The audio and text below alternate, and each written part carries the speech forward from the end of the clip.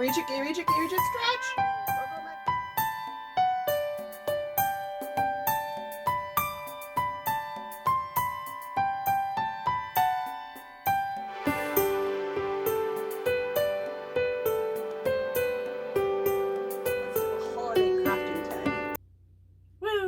Somebody let me loose on YouTube, and this year a lot of the crafters have been doing the crafter holiday tag, and some of them have been tagging people, and some have been leaving it open-ended. So to everyone who's left it open-ended that I've watched, hey, we're jumping in. This is Jocelyn from the Northern Knits Podcast. My co-host is Diana, and this is a special bonus episode where we're going to go over the 2019 crafter holiday tag. So there's 10 questions, but there's 2 of us, so this could take more than the standard 20 minutes. Just because there's 2 of us. So technically it's 20 questions. Okay, well. Here we go. Diana's wearing my hat. Yep. I'll get 2 more. I'm Christmassy. It's a big hat. Alright. I like it. Let's just dive right in. What's question number 1? Question number 1. What's your go-to holiday crafting type for gifts or decor?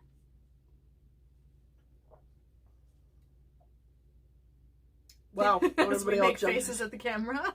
Not everybody jump to all answer at once, hey? I'm going to go my go-to holiday crafting type is baking.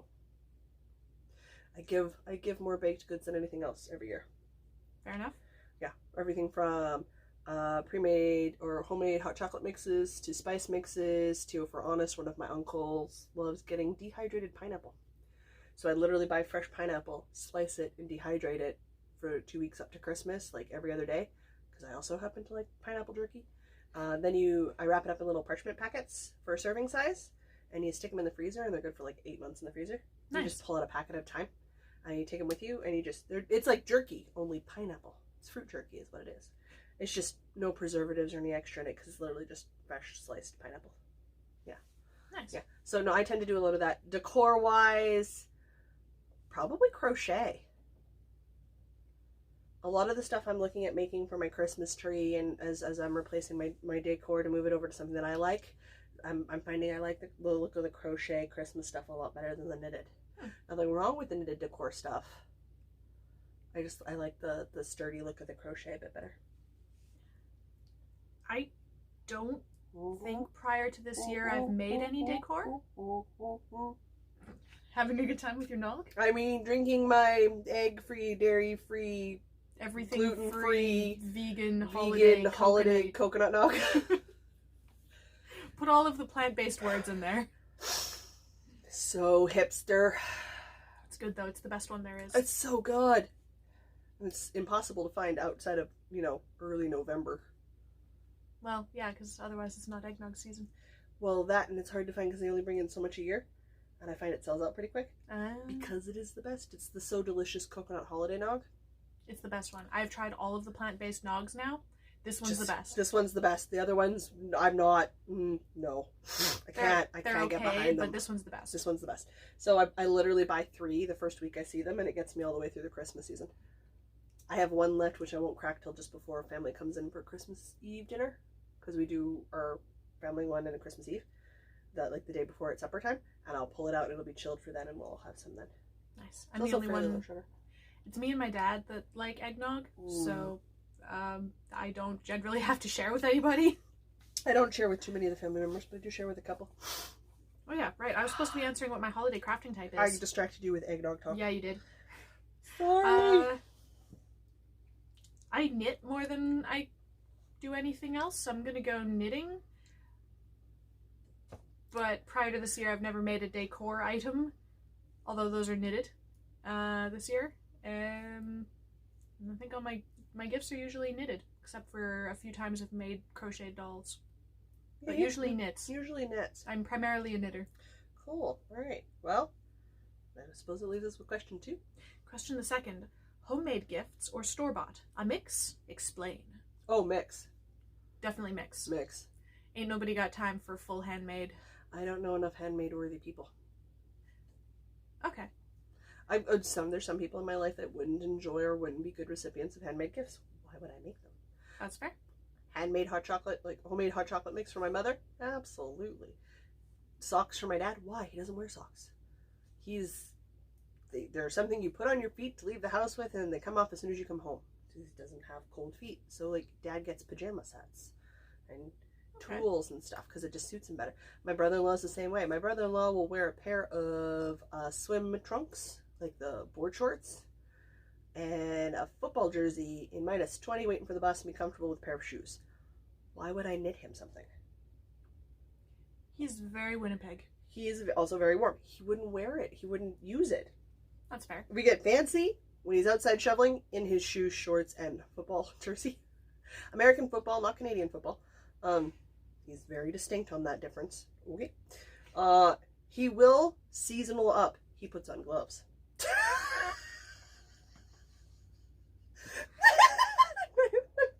Cool. What would be the point of knitting him something? He runs too warm, but he loves steam, so I buy him steam gift cards. But my niece absolutely knit her things. I make you things too because you like and enjoy and use them. I do. It's a practical thing. Like, what would be the most practical gift per person? That's kind of how I make that decision. I think basically everyone in my life would appreciate hand knit socks. Yeah, I love the ones I got from you. Yeah. I think except maybe the kids, because socks are boring. Well, when you're a kid, socks are boring. And when you're an adult, socks are amazing. I think everybody else would love a pair of handmade socks. Oh, yeah. But if I was going to make handmade socks for everyone in my life that deserved handmade socks, all you do is knit socks. I'd have to start in January, and that would be basically all I did that year. That'd be boring. So don't do that. Definitely a mix. Can I leave the light on at the bottom of the stairs? Yeah, you did. Oh, well, there you go. It's fine. That's good light usage. Way to go, me. All right, question number 3. Who is the most craft-worthy person in your life? My niece. Don't tell my mother. No. Honestly, it's a balance between the two of them. My niece is always delighted, loves, and uses my things, and my mom likes to steal anything that she enjoys, which, as far as I'm concerned, is crafting for her. Yep. So yeah, no, they both are equally great recipients because they're always quite delighted. And Isabella loves bright, bold colors, which just lets me play around with colors a lot. So super exciting. That's fun. Yeah. For me, the most craft-worthy people are my mom, my brother, and the friend that I've known for as long as my brother. Kayla. Yeah. So, but if we're going by who has the most hand knit items, that is definitely my mom. She's got. Your mom like my mom. Oh, that's pretty, and then it goes. Oh no, I go. I'm thinking about making you this thing. Here are the yarn choices, and I want to make something out of this yarn. Pick your pattern from these choices, or kind of thing. Or I would like a something like this. And we'll go back and forth with yarn choices and patterns and stuff. I almost stuck my elbow in my tea. Well, don't do that. But what I want is just over my teacup. Okay. Hey, Mom, I'd like to buy this yarn for myself to make myself something. Cool, Mom says. Pick up 2 in colors I like. Make me the same thing. Notice I've cast it on or hooked it. My mom, but not for myself yet. I wanted to wait till I got my bifocals to work on the crochet lace section. Because under the bifocal, I can see the stitches really clearly. That's got great stitch definition. Is that cotton? Yeah. That's nice. It's going to be a beautiful cocoon summer shrug. That's going to be amazing. I know. And it's got lace panel out to side. Anyway, I got us distracted. But yeah, I mean, similar, only I go, hey, this is really pretty. My mom goes, ooh, I like these colors. And then I end up making something for her too. My mom tries to steal my Not a Lot of Rain in April shawl. We just have to make one for your mom. Yeah, I think it's mostly the colors, the cedars and spruce from Cloud 9 Fiberworks. So remind me next time we're hanging out with Daria to Friday. Ask her if I can get more of that colorway. Because my mom really likes it. Yeah. Can do. I gotta talk to her anyway because I love her Empress Red. And I'm thinking for that Dragon Horde sweater we all picked up in the Empress Red. Yeah. That boxy pullover. Yeah. Yeah. I think that'll look really good on me. Oh, yeah. Yeah. Okay, anyway, super distracted. Yep. Question number 4. What's question number 4? What luxury craft item is on your wish list? Don't hold back. I want a souped up deluxe sock knitting machine. Deluxe? Like where you get all the different aperture sizes and stuff? Oh, like all deluxe with all the... All the bells and whistles. So I can make like a kid's sock to an adult men's large sock. hand crank sock. I want the souped up sock machine. Like, I want all the extra. I want it with All the the weighted attachments. forks and the attach, like all of it. All the stuff. All the stuff. Because then I could do all the things that you can do with a knitted sock machine. Okay. Okay. Yeah. And that's, I mean, technically it's a tool, but it's also a luxury item. So Okay. don't get me wrong. I'd be happy with some knittable fluxury yarn silk yak combo. But we said dream wish list, and that's the dream wish. I had the answer I had before, but now that you've been talking tools, I know. I forgot that I forgot. You forgot. Put seriously on the back burner because it's really expensive. A programmable knitting machine. Because I still think it'd be really great to hack it, hook it up to the internet, and have Twitch knit me a sweater. Absolutely. Still think that'd be really fun. I completely forgot about that. But that would definitely be a luxury knitting item. Yeah. But for ever so slightly more practical, Kiviot I want. Which is yak? Yes. It's fancy yak. Fancy yak that you have to wait till they molt in the spring and go pick it up. Holy shnikes, Batman. That's why it's so expensive, but it's the softest, warmest thing that you will find on the face of the earth. Ooh, I'm good. But yeah, you can't domesticate those things, so you just have to follow them around in the pen and pick it up as they molt. Oh, gosh. Molt. No, wait, birds molt. They shed. Okay, listen. You've seen Willow. Molting yaks. The German Shepherd that lives upstairs. Mm-hmm. In the springtime, she's not shedding. She's molting. Yeah, okay. There's a difference. Because it just comes up in big old clumps. That's not shedding, that's molting. Maybe we can spin her. Probably. Not that I would, but we probably could. Okay. Question the 5th. Describe a crafty holiday tradition you have. Well, for both of us, I think it's baking. Baking. Baking. 100% baking. Always baking. Nothing but baking. Now, I mean, for two entirely different traditions. I mean, yours is because your grandmom did it, and that's sort of a family tradition you guys grew up with. Yeah, well, I think it's because my mom grew up doing it that way, but like, so we still use her recipe for the cookies, for the icing. We use her cookie cutters from the 60s. We even still sometimes wear her apron from the 60s, and it is so 60s. Which is how the 60s should be. Which is really cool. I never realized how much of her there was still in these cookies because I've never baked cookies with my grandmother. She passed away from Parkinson's when I was 5, so like I didn't really ever meet her. 5's a little early. Yeah, so like the only memories I have of her, unfortunately, are like in a hospital bed, so I didn't really ever meet her.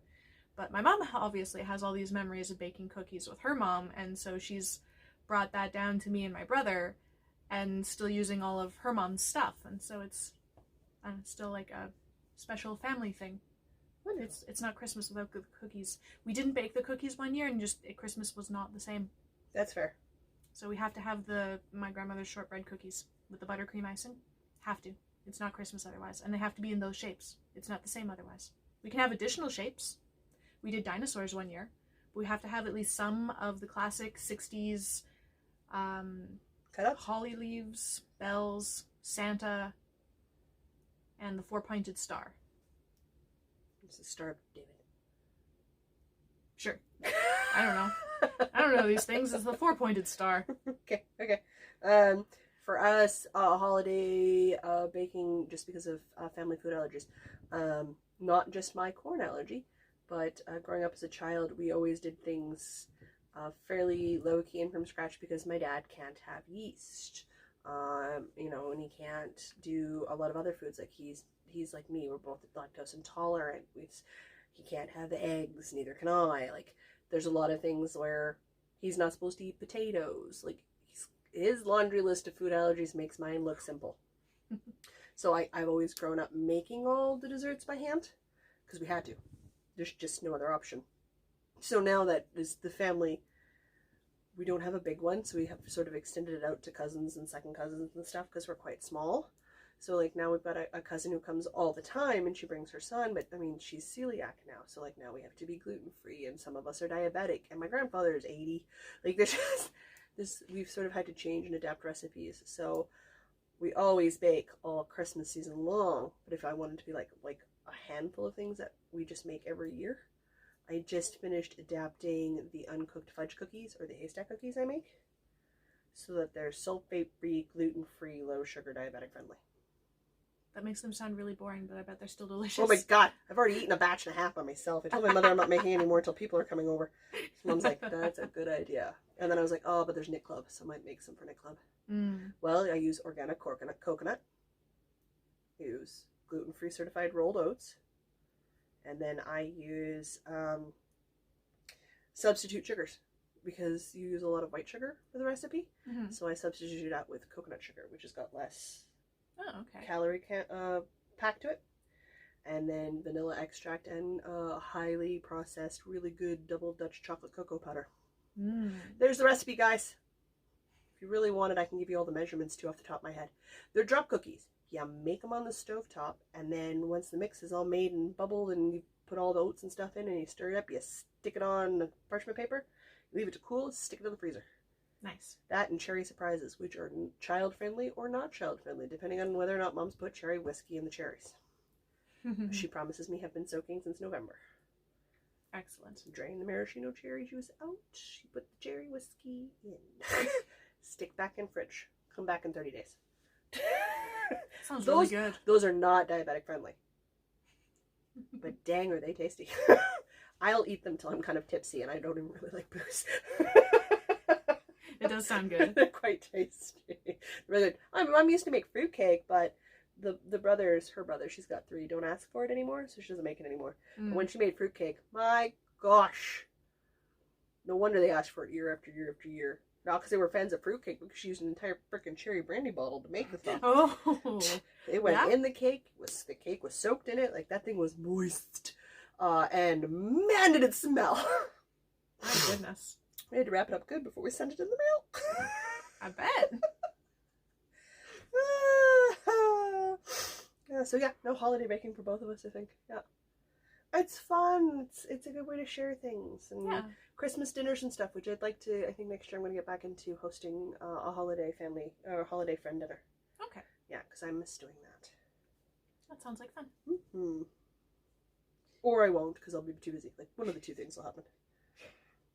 Question number 6. What is your holiday decor style? Inherited. No. I'm going to go with gifted, which is similar.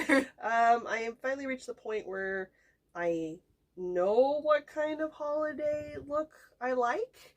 For a lot of years, it was just whatever kind of got handed to me. So hand-me-down items, gifted items, things that family would bring me and stuff.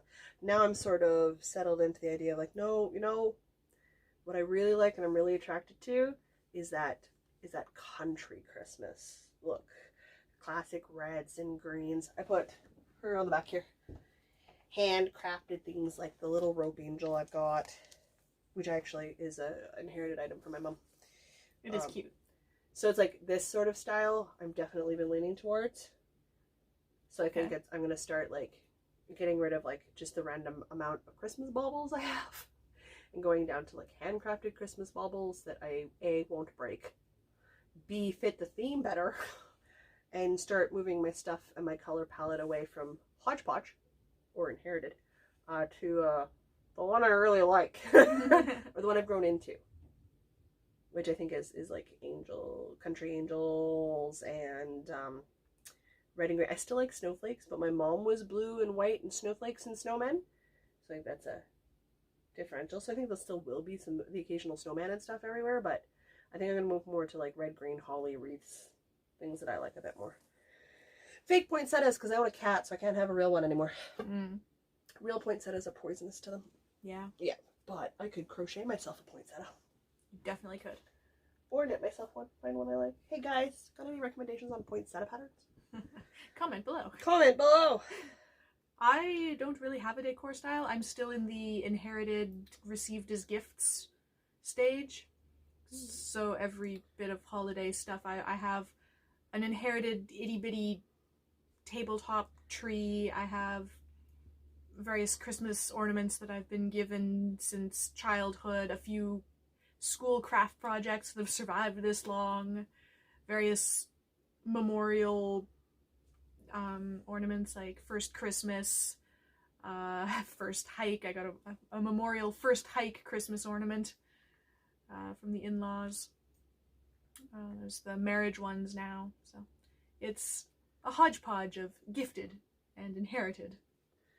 I don't know what my style is. I've never purchased a Christmas ornament in my life. I have never considered what my Christmas decor style is. I didn't until recently. Neither did my sister until her and my now brother-in-law moved in together. Then he started the tradition of buying her a Hallmark ornament every year. So every year they're together, she gets a new Hallmark ornament. Yeah, and so that goes onto the tree every year. So slowly that'll take over as they spend their lives together. So yeah, things like that. I mean, like my niece has her own tree. She's got her own little tiny tree.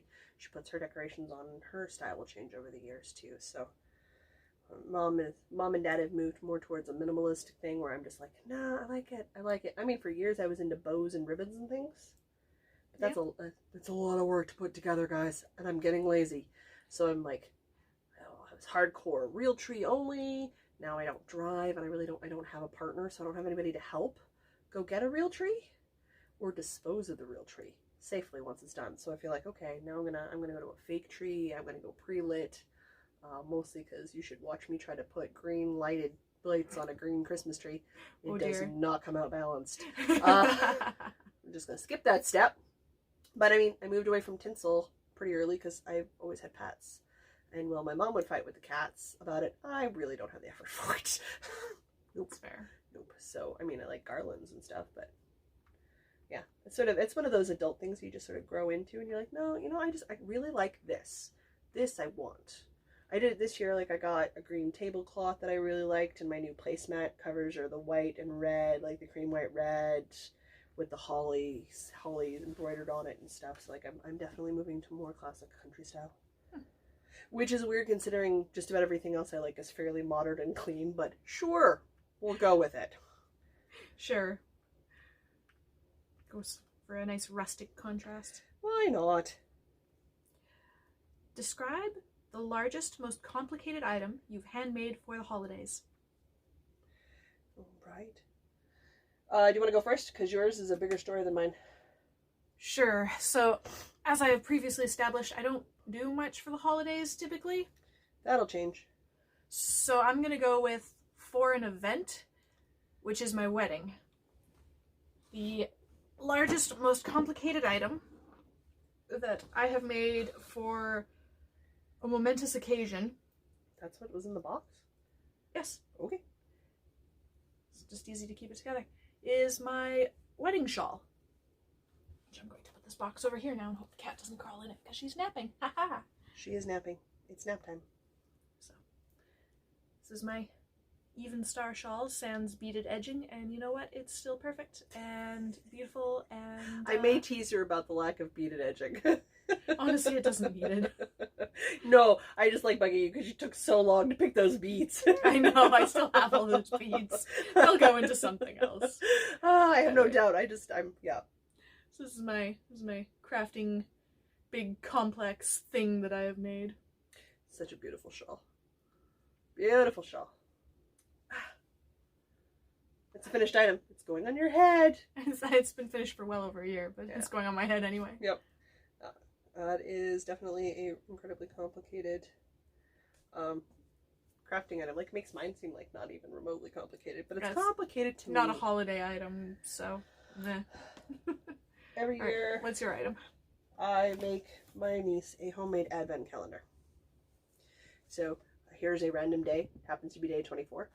And what these are is old tea boxes that I have wrapped up in wrapping paper. I usually have to rewrap 1 or 2 a year because, they take damage.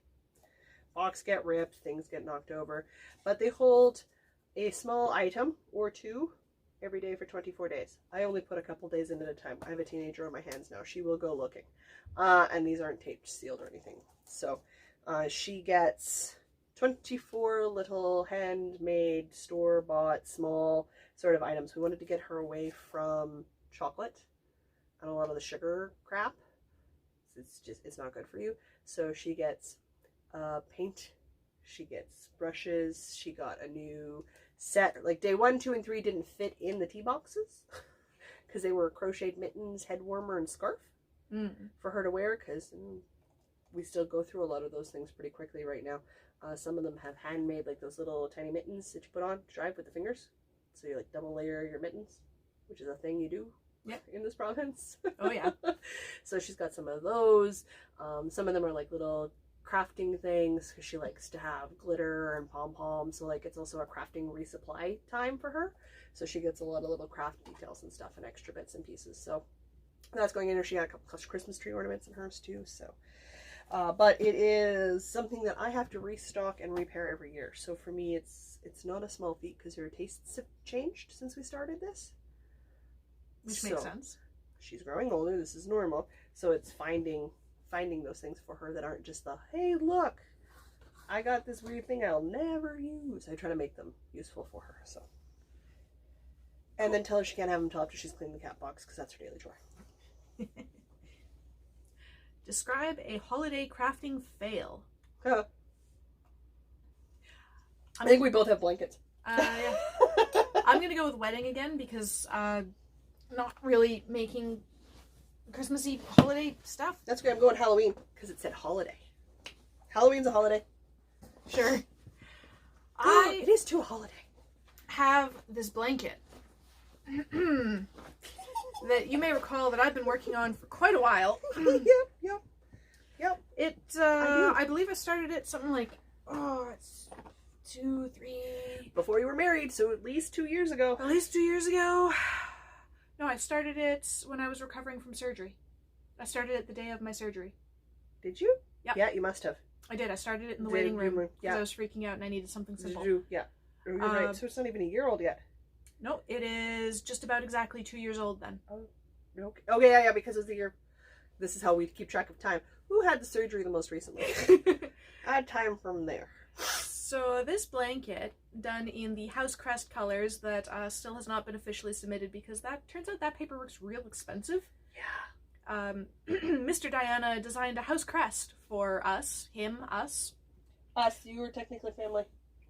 Primarily for him, but I get to use it too because it's cool. You married him. So these are the colors, and this was intended to be a wedding present for him. Ooh, you know what we should go to? I'm gonna lean out of frame while you're talking. So, you know, this is a year and some overdue. And you see how often I work on this. I'm approximately halfway done now. But, yeah. So there's... That deadline went whoosh! Yeah, if it's about 2 years old, yeah. That was a while ago. Whoosh! Whoosh, indeed. That one had an actual hard deadline and it went whoosh. Random tangent. This is my family crest that I was born into. Plaid colors. I think we should take a really nice digital photo and try to find matching colors. And I should do the same thing for Mom and Dad for their anniversary this year. Ooh, and make them a couch blanket in Dad's clan colors. Okay. Random thought I just had, and if I don't spit it out, I'll forget it. Anyway, here's my family crest if you're interested. It's not on the wall yet. I had to take it down because we were changing things around, so I gotta hang it up again. I think it means always prepared. I could be wrong. All right, my fail. I missed the deadline for completing this.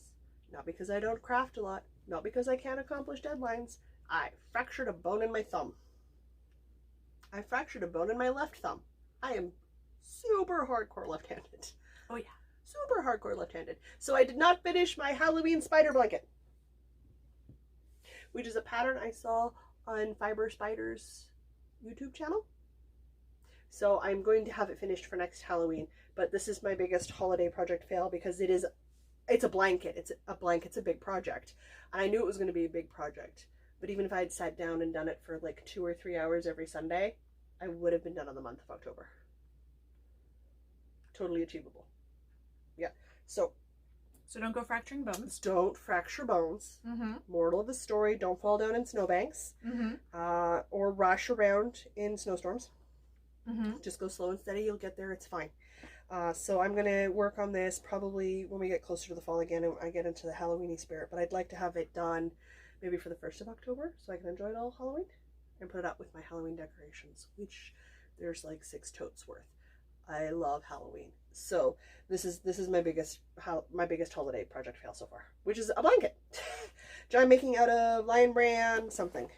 It's gray. Homestead? No. Pound of Love. I have 2 pound of loves in gray that I'm making a web style, spiderweb style blanket out of.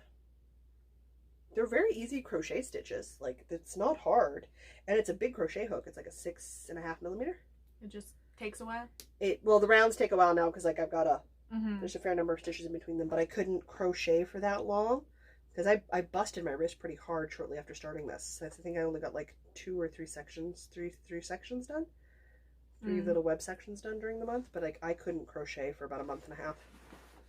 For any length of time. It just hurt because you have to turn and you hold with your thumb, and I couldn't hold any pressure there for a while.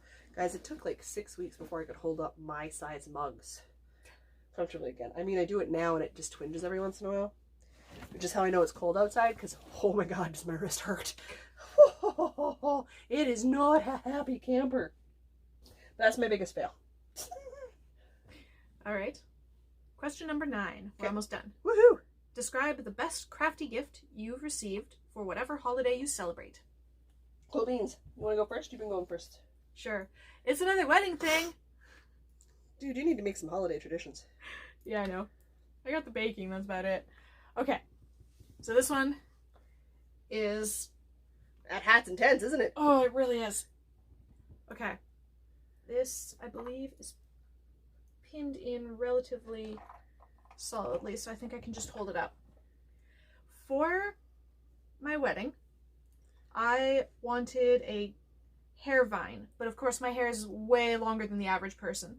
4 feet of it, guys. When we sit down, if she doesn't have it tied up, I sit on it. Yeah, like, and then I feel like this, a jerk. Yeah.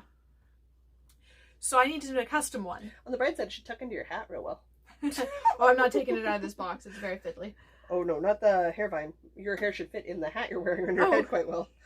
Well, except for I've got it in a giant bun on the back of my head, so That's it's fair. sticking out underneath. So, as a wedding present, my mom bought the both of us, or like me and my mom, lessons and the supplies to make this custom hair vine. Feel free to take over my face. Like, people don't need to see me. So I've obviously seen this up close personal detail. I mean, I saw it on the day. Yeah. Okay, so I have to hold it up a little bit. Yeah. But it went to consume my side too. It went around the front of my head, sort of like a tiara, and then got woven into the braid that went down my back to like almost my knees. So this is like, I think it's actual gold wire. It's jade leaves from an antique store. They accidentally smashed their like jade bonsai plant, and they were just selling off the leaves for super cheap.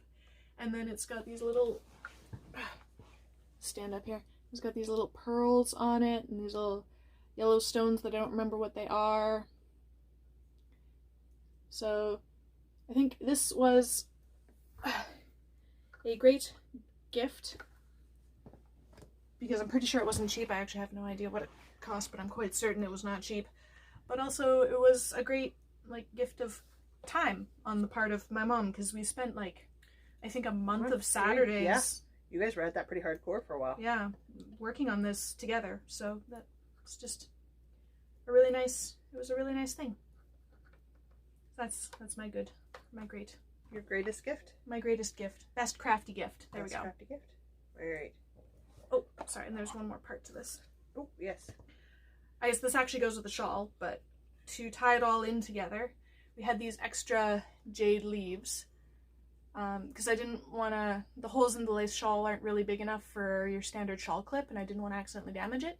So we had these rare earth magnets glued to the back of the jade leaves so that I could just magnet the shawl between the leaf and like my dress.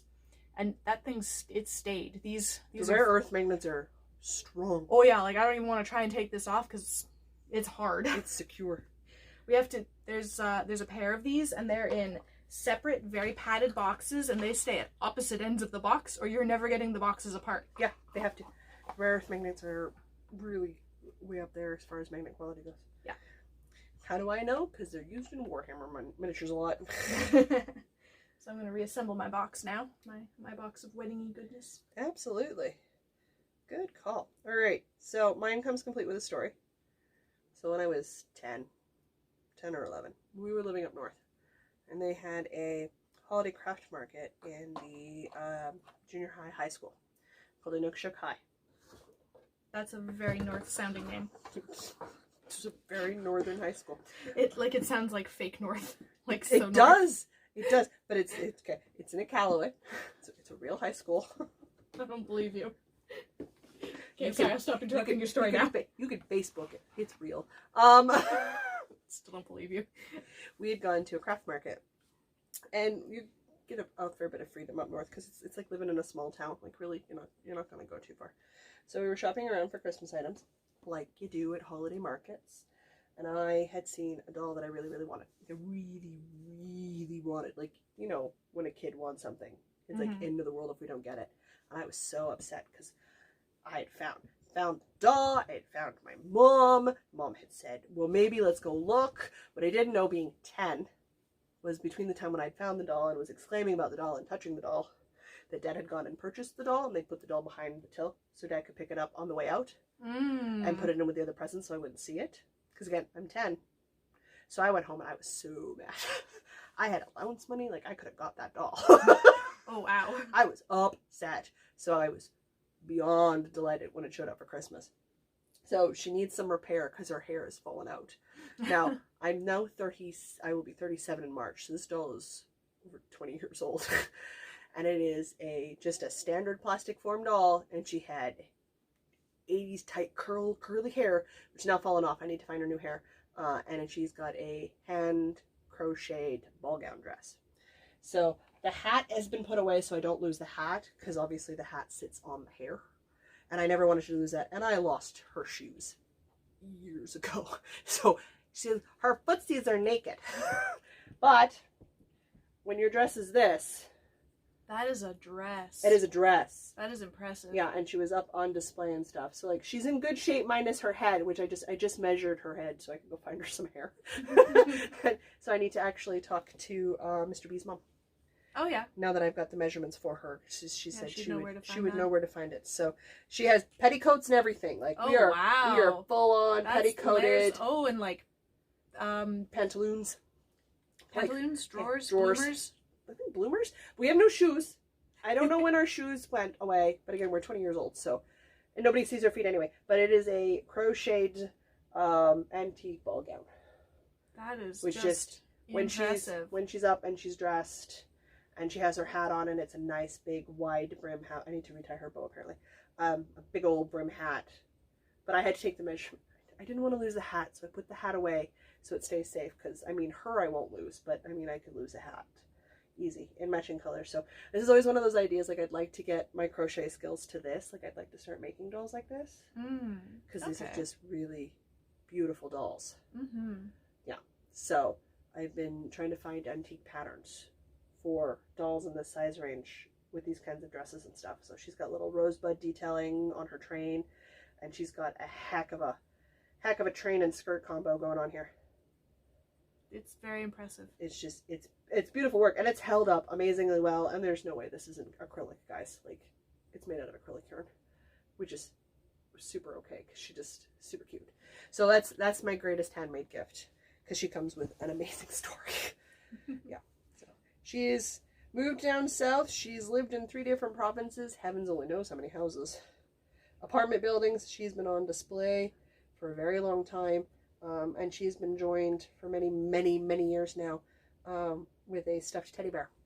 That was actually my great-grandmother's fur coat. That when my great-grandmother passed away when I was 12, my grandmother, her daughter, had made into 3 stuffed teddy bears. Articulated stuffed teddy bear, so he can move his arms and stuff. And one's mine, one's my sister's, and then the third one is just now going to share us now that my grandmother has passed away. Yeah. So Grandma had the third one. Wow. Well, I'm 36. My sister's 2 years my junior. Our next cousin on this side of the family age range is 14. Wow. It's a bit of an age gap. A little bit. So Grandma didn't think there would be any more granddaughters. So we just made the 3 bears. So but there you go. She has no name, and right now she has no hair. She's a little bald, but that's okay. I still love her, and I am gonna get her hair problem fixed. Though I'm gonna leave her shoeless, because if anybody knows me, I'm I'm in flip-flops or shoeless as often as possible too, so that's done up. But there you go. That's my greatest handmade gift. I didn't make it, but oh man, was Dad just on the stealth train that day. Oh, that's a good story. I was so mad. So there you go. That's my best one. All right. And question number 10. Now that we've been at this for 45 minutes. Oh, I said it was going to take a while. Share your favorite holiday mug. Don't forget the mug shot. Well, mug shots. Okay, mine is the hang around. The night is young. It is my second super large holiday mug. I have the other one that says Dear Santa, I can explain. Which is cute, but the walls on this one are a bit thicker than that one, so this one microwaves better. Which I like. But it holds about 2.5 cups worth of tea, and it is my go-to holiday mug. I searched my entire set of cupboards. I don't own a single holiday mug of any kind. So I just picked my best mug. Yeah, I think I need to go buy some holiday mugs now. I am so game to go shopping for holiday mugs. So I picked my best mug. Dinosaurs! Which is the dinosaur mug. It's cooled down now, so the dinosaurs are no longer naked. They're in the jungle. But with fresh hot liquid in there, the picture changes to skeletons in a museum. And long time listeners will remember when we were strictly an audio podcast and we talked about what was in our cup. I always talked about every other week because I'd go to Diana's. I would talk about how I was drinking dinosaurs from the naked dinosaur mug. Yes, this is the naked dinosaur mug. They are not currently naked. Their bones are all hidden by their muscular structure. So, mug shot. My mug is huge. Mine's normal size, but it has dinosaurs. It's dinosaurs. And nothing says you can't have a dinosaur mug as a holiday mug. Actually, I do want a holiday dinosaur mug. Just like a little, like sort of a childish drawing of any kind of dinosaur with a hat or something. Yeah, Santa hat. Yeah, that'd be perfect. Oh, you need a T-Rex with a Christmas sweater. That would also be great. Wouldn't that be amazing? I would take that. Oh, that'd be great. Okay, I want a holiday dinosaur mug. If anybody's got a holiday dinosaur mug, got a lead on a holiday dinosaur mug, I want to know about it. Comment, please. Yeah, leave it in the description or comment below so we can go find that for Diana, because that would be amazing. We don't need the Warhammer holiday Christmas sweater. Mr. Diana has ordered one. We're covered. Oh, he's worn it. Oh god, it's beautiful. It is glorious. The Warhammer holiday sweater. Yes, it's amazing. It's too much Warhammer for me in a sweater format. It's too much. Too much. All right, so we have 2 more bonus episodes coming out this month. We've got a crafter tag, and we have the 2019 challenge wrap up and the 2020 challenge announcements, the official ones. So those will be coming out. These videos have gone to Patreon first, so YouTube is getting them second. So, all right, ta-da, ta-da. That's it. And I'll say cheers. Merry Christmas, Merry Merry Happy Happy. Merry Merry Happy Happy Joy Joy. Bye. I don't know what this is. I don't know. It's late. I'm sending Diana home. Yeah, I know it's after 9. It's my bedtime. I know. I'm getting close to mine. I still gotta drive home. We still got stuff to do once you get home. Oh, I know.